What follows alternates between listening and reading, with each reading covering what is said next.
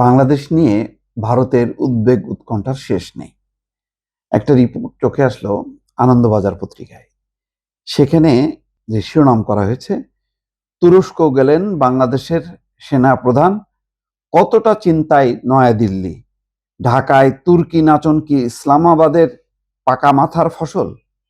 অর্থাৎ তুরস্ক নিয়ে যে বাংলাদেশ মাতামাতি করছে, এর পেছনে কি পাকিস্তানের কোনো ইন্ধন আছে?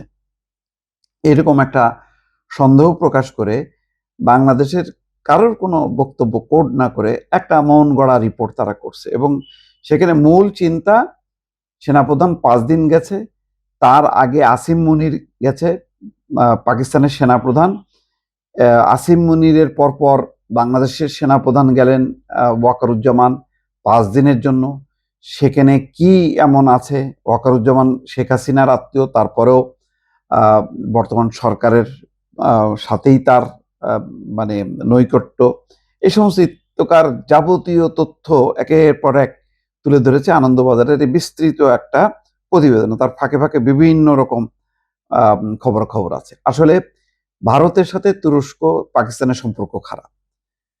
মানে ভারত মনে করে যে গত যে যুদ্ধ, পাক ভারত যে যুদ্ধ হলো, সেই যুদ্ধে পাকিস্তানের পক্ষে সরাসরি অবস্থান নিয়েছিল তুরস্ক এবং চীন।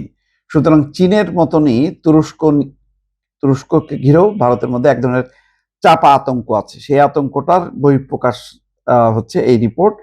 বোঝা যায় অনেকটা গোয়েন্দা তথ্যের উপর ভিত্তি করে একটা মন গড়া রিপোর্ট।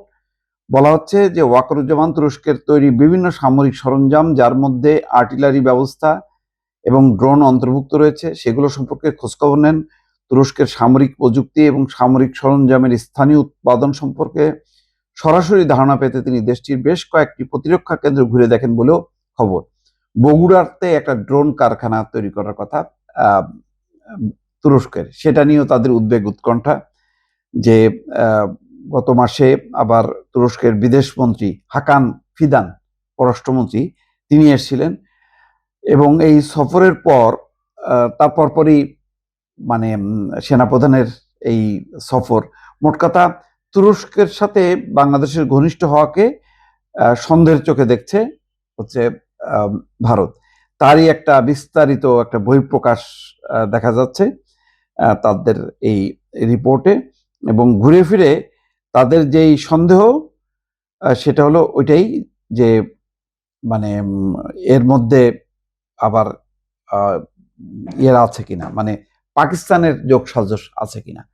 এবং বলা হচ্ছে যে পাকিস্তানের পাশাপাশি তুরস্কের সাথে সম্পর্ক এবং তুরস্কের সাথে যে সামরিক তাদের সম্পৃক্ততা, সেই সম্পৃক্ততার পেছনে ইন্ধন দিচ্ছে হচ্ছে পাকিস্তান নেপথ্যে। এবং পাকিস্তান চায় তুরস্কের সাথে বাংলাদেশের আরো সামরিক ঘনিষ্ঠতা বাড়ুক এবং চারিদিকে যাতে ভারতকে যাতে একটা কোণঠাসা অবস্থায় রাখা যায়, যে বাংলাদেশে যত সামরিক শক্তি বাড়বে ভারত একটা চাপের মধ্যে পড়বে।